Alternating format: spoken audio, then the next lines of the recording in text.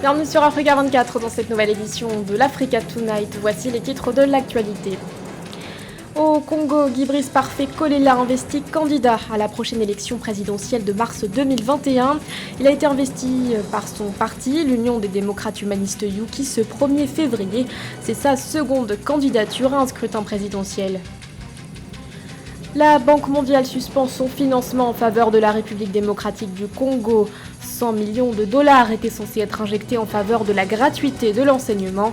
Une suspension décidée après la publication d'un rapport révélant l'existence de fraude.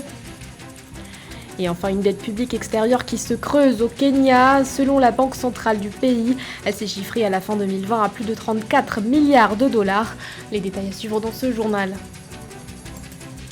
Mais tout d'abord, elle s'intitule Alliance Victoire.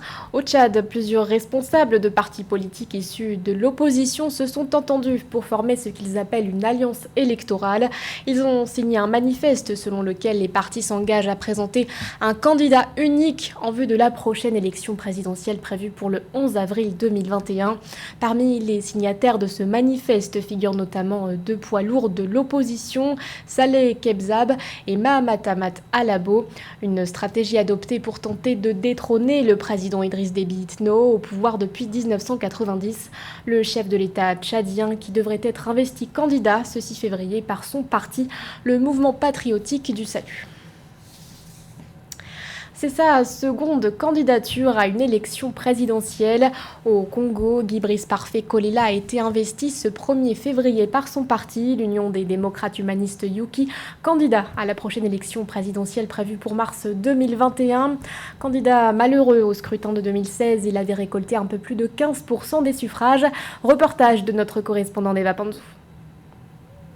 Le candidat de l'Union des démocrates humanistes Yuki à la présidentielle de mars 2021 est connu depuis le 1er février 2021. Il s'agit sans surprise de Guy-Brice Parfait Kolela, candidat malheureux en 2016. Malgré toutes les irrégularités potentielles qui ont conduit d'autres plateformes de l'opposition congolaise à décliner leur participation à ce scrutin, celui que l'on surnomme Paco croit que la victoire est possible. Ici et maintenant, moi, Guy-Brice Parfait Kolelas, fils de Bernard Bakana Kolelas, petit-fils de Ngamvuka, petit-fils de Samba Ndongo. Je dis oui, je vais à l'élection présidentielle afin de relever le défi qui nous est lancé, le défi du développement. Âgé de 60 ans, Guy-Brice Parfait Kolela est à son deuxième test après l'échec de mars 2016, malgré les 15,4% de voix obtenues. Il invite ainsi ses partisans à participer massivement à l'opération actuelle de révision spéciale des listes électorales qui vise à maîtriser le corps électoral avant le 16 février 2021. Bien que les bureaux d'enregistrement d'enrôlement aient été réduits, faites de votre mieux, déplacez-vous. Massivement allez faire votre devoir d'enrôlement et ce de façon à ce que le 17 et 20e mars, vous fassiez votre devoir de citoyen, allez voter. Ne suivez pas ceux qui vous disent qu'il a gagné. Faux! Avec le surprenant retrait de la course à la présidentielle de l'Union panafricaine pour la démocratie sociale, parti de l'ancien président de la République Pascal Lissouba, ainsi que d'autres plateformes d'opposition, Parfait Kolela demeure l'unique opposant de renom à cette élection, dont le vote des militaires se déroulera le 17 mars et celui des civils le 21 mars 2021. Elle devait décaisser 100 millions de dollars en faveur de la République démocratique du Congo. La Banque mondiale a annoncé ce 1er février la suspension de cet appui financier censé soutenir la gratuité de l'enseignement dans le pays. La raison de cette suspension, la publication d'un rapport de l'Inspection générale des finances qui révèle plusieurs cas de fraude. Plus de précisions dans ce sujet d'Ameneji. Suite à l'arrestation du directeur national du service du contrôle et de la paix des enseignants et l'inspecteur général de l'enseignement primaire, secondaire et technique, après un rapport de l'inspection générale des finances qui avait saisi la justice en RD Congo, la Banque mondiale a suspendu son financement. Ayant conditionné son assistance à la gratuité de l'enseignement, l'institution envisageait déjà de décaisser 100 millions de dollars d'ici la fin de l'année. Cette situation met en péril deux choses. La première, c'est la réputation de la RDC vis-à-vis vis-à-vis de ses partenaires commerciaux, notamment les USA, qui ont renoué commercialement avec le pays, ou encore de ses partenaires financiers comme la Banque mondiale, qui soutiennent le pays en cette période de crise, notamment sur le plan de l'éducation. Il faut dire une autre chose, c'est que ces détournements portent un coup fatal au projet si cher au président Félix Tshisekedi. Cela sème le doute aux yeux des partenaires. En juin 2020, la Banque mondiale a approuvé un financement de 800 millions de dollars afin de soutenir la gratuité de l'enseignement primaire et public en RD Congo, le grand projet du président Félix Tshisekedi lancé en septembre 2019, mais il existerait des listes gonflées d'enseignants fictifs dans des écoles inexistantes, de fausses factures ainsi qu'un détournement présumé de 62 milliards de francs congolais. On se rend bien compte que finalement, le nombre pléthorique et de faux enseignants dans l'éducation nationale congolaise montre à ce que la gratuité pourrait ne pas correspondre notamment aux besoins exprimés par le président Tshisekedi, puisque cet argent, on se rend bien compte, au lieu d'aller directement sur le plan pédagogique au bénéfice des élèves, rentre dans les poches de certains enseignants et de certaines personnalités haut placées dans les institutions de la RDC qui gèrent les finances du pays. Le coût de la gratuité de l'enseignement public instauré en République démocratique du Congo par la Banque mondiale avait été évalué à 2,6 milliards de dollars, soit une bonne partie du budget de l'État, chiffré à 6,8 milliards de dollars en 2021. L'actualité, c'est également ce cri d'alerte lancé par Amnesty International.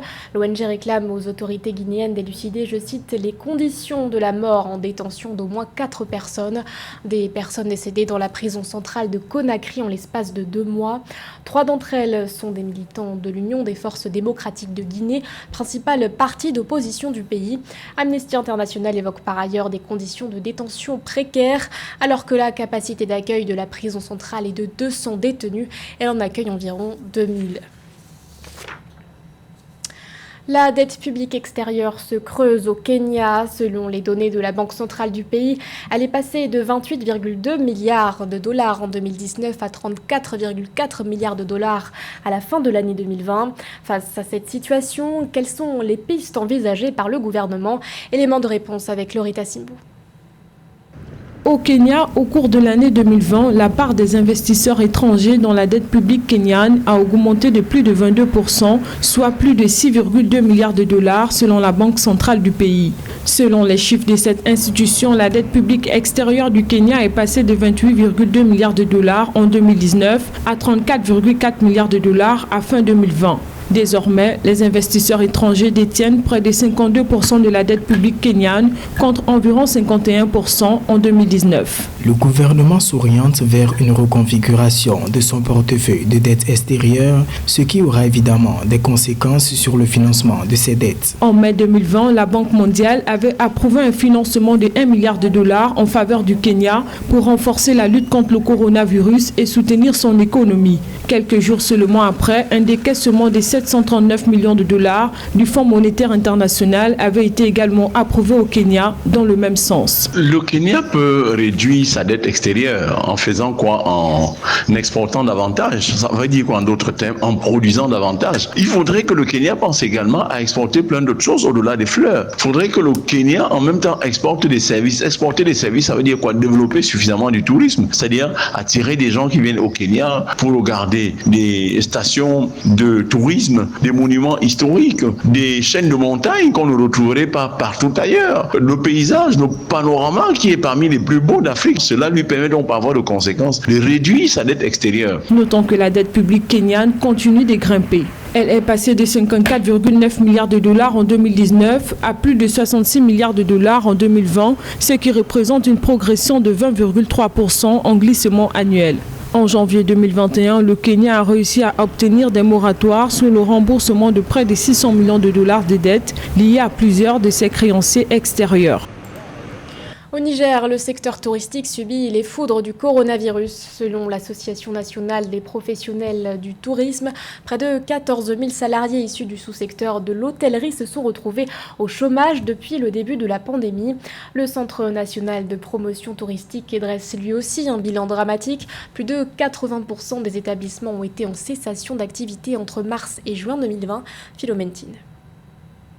La crise sanitaire due au Covid-19 a considérablement affecté le secteur du tourisme et de l'hôtellerie partout dans le monde. Au Niger, près de 14 000 personnes se sont retrouvées au chômage depuis le début de la crise dans le seul sous-secteur de l'hôtellerie, selon l'Association nationale des professionnels du tourisme. À en croire l'Agence de la promotion du tourisme du Niger, une perte de plus de 11 milliards de francs CFA a été également enregistrée dans le secteur. Même si sa contribution à la richesse nationale demeure très faible, le tourisme reste parmi les secteurs les plus affectés par la crise liée au coronavirus, ce qui risque de retarder les projets de valorisation de l'attractivité du pays par l'augmentation de son industrie touristique qui devrait participer à titre de rappel à promouvoir le développement durable et la lutte contre la pauvreté, notamment à travers la conservation, la valorisation du patrimoine, l'art et l'artisanat. Entre mars et juin 2020, plus de 80% des établissements touristiques avaient cessé leur activité au Niger. Les professionnels du secteur estiment qu'il est nécessaire de centrer les intérêts sur la promotion du tourisme interne. Toutefois, la filière du tourisme au Niger était déjà sous le coup d'une insécurité depuis une décennie. Au-delà des mesures immédiates de soutien au secteur du tourisme, les autorités doivent poursuivre 3 priorités aux côtés des professionnels du secteur. Donc d'abord, en assouplissant les restrictions de déplacement et collaborer avec les professionnels du tourisme. Ensuite, redonner confiance aux voyageurs et stimuler la demande en s'appuyant sur des campagnes de promotion du tourisme interne, avec notamment l'émergence d'une nouvelle classe moyenne avec un pouvoir d'achat relativement élevé. Enfin, préparer des plans globaux de relance du tourisme afin d'adapter les destinations, d'encourager l'innovation et l'investissement et de repenser les secteurs du tourisme. Le Niger regorge d'énormes potentialités touristiques. Le secteur est pour le pays un instrument majeur de développement économique et un catalyseur de la croissance nationale. Elle est à la fois actrice, écrivaine et humoriste. Au Burkina Faso, Roukiata Ouedraogo se distingue par sa polyvalence artistique, un chemin qu'elle n'aurait jamais imaginé emprunter. Elle qui envisageait se lancer dans le stylisme. Reportage de notre correspondante Victoria Sedji. Des tas de métiers différents pour en arriver à celui d'humoriste. Il faut assez de hargne pour y parvenir et ça, elle l'a réussi. Arrivée en France en 2000, Roukiata Ouedraogo voulait devenir styliste. Après avoir fait du chemin dans la cosmétique et aussi quelques échecs, c'est l'art dramatique et le cinéma qui lui ouvrent en fin de compte les bras. Je me suis dirigée vers la scène un peu plus tard parce que je voulais exprimer en fait des choses que je ne pouvais pas exprimer en tant que maquilleuse puisque j'étais maquilleuse. J'ai fait des tas de boulots. J'ai été caissière, femme de ménage, en fait j'ai tout fait. Vu que je viens d'un pays africain, du Burkina Faso, où il y a un accent, les gens me renvoyaient beaucoup à cet accent. Donc pour pouvoir prendre la parole et avoir suffisamment confiance en moi, j'ai décidé de faire des cours de théâtre. Et c'était juste un stage de prise de parole. Et suite à ça, un de mes professeurs m'a motivée. Il m'a dit, écoute Roukiata, il y a quelque chose, il faut absolument que tu viennes t'inscrire à l'école. La native du Burkina Faso reste intègre à ses origines. C'est d'ailleurs au pays de Thomas Sankara que le succès lui sourit pour la première fois. Son spectacle Yénéga, l'épopée des Mossé, écrit en 2008, la révèle au monde francophone. Gros coup de buzz pour celle qui ne forcera plus certes, mais qui a énormément travaillé pour s'imposer dans un milieu jadis masculin. Il y a de la place pour tout le monde. Il y a de la place pour les hommes, il y a de la place pour les femmes. Donc elles sont, je trouve ça formidable qu'elles puissent s'exprimer, qu'elles puissent monter sur scène et parler de ce qu'elles veulent aujourd'hui. Je trouve ça génial. Que les femmes puissent se revendiquer humoristes et trouver les places. Avec près d'une dizaine de productions à son actif et plusieurs rôles dans le cinéma, Roukiata Ouedraogo est devenue l'un des visages féminins de l'humour les plus sollicités. Elle parcourt les scènes, partage ses chroniques avec des milliers d'auditeurs et spectateurs, offre sa voix pour des doublages. Auteur d'un livre intitulé Du miel sous les galettes, Roukiata est aussi engagée auprès de différentes associations au Burkina Faso, dans l'éducation et la santé. Ce journal a été réalisé par l'ensemble de la rédaction. Merci de votre fidélité. L'actualité continue sur Africa 24.